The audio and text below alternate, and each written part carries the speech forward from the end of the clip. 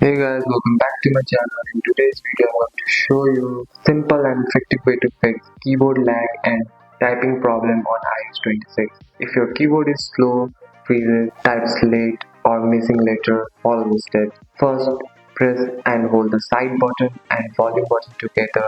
Slide to power off, wait for 30 seconds, turn your iPhone back on. This clears temporary system bugs that often cause keyboard lag. After that, go to settings, tap on general, tap on iPhone storage.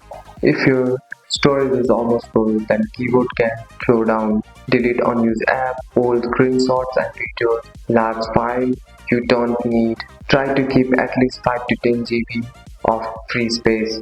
Go back to settings, tap general, then keyboard turn off productivity autocorrection, enable dictionary. This feature use processing power and can cause typing delay. Still in keyboard settings, go back and tap setting general, transfer or reset phone, tap reset keyboard dictionary. This will erase non-words but often fix serious typing issues. That's it. That's all for today's video guys. If you found this video helpful, drop a like and subscribe for more videos. Thanks for watching. See you in next one.